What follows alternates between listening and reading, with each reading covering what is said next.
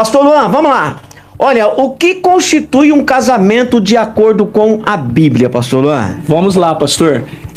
Principalmente a nossa pergunta, ou essa pergunta, o que constitui um casamento de acordo com a Bíblia, se nós formos olhar na Bíblia Sagrada, exatamente a Bíblia, ela não existe nenhum lugar que especifica, né, que exista um casamento ou algo que institui o casamento, mas consideramos que Deus, ele considera o homem casado e a mulher casado baseado em 3 pontos. Primeiro ponto, Deus só considera o homem casado e a mulher casado quando eles são legalmente casados, diante da lei. Porque entendi. A palavra de Deus diz em Romanos, se não me falha a memória, que Deus ele não institui, não destitui, né, as autoridades. Na realidade, quem constituiu as autoridades foram Deus, e Deus ele colocou cada um no seu devido lugar. Então hoje, para que um homem seja casado legalmente, para que uma mulher seja casada, ambos se casem, precisam estar indo diante da lei e procurando se colocar diante de todos os princípios, né, casamentos, documentação. Hoje o casamento, há uma burocracia, né, para você chegar. Sim. Hoje no cartório e se casar, você precisa levantar vários documentos. Então, primeiro ponto que o casamento se constitui de acordo com a Bíblia é quando o homem e a mulher é casado legalmente, quando ele se casa diante da lei e diante dos homens, porque toda autoridade sobre a terra foi constituída por Deus. Então, o casamento, quando ele se legaliza, ligado na terra, ele é ligado no céu, e Deus abençoa.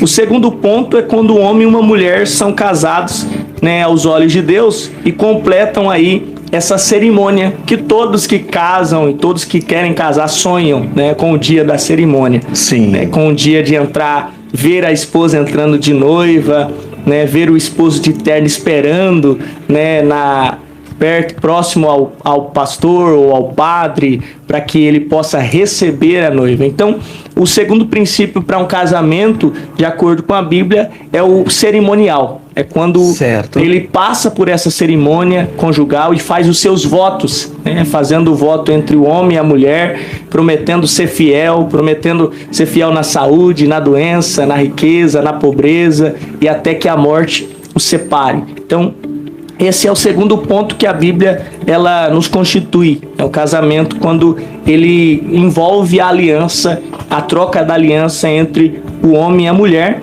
E o terceiro ponto, Deus considera o homem e a mulher casado quando eles consumam o ato sexual. Né? Quando eles, na noite de núpcia, né, consumam-se no ato sexual e se tornam ali diante de Deus uma só carne, unindo-se e se formando ali uma família, instituindo uma família abençoada por Deus. Então, esses são os princípios bíblicos e princípios diante dos estudos da lei, da palavra de Deus, que constituem um casamento de acordo com a própria palavra do Senhor.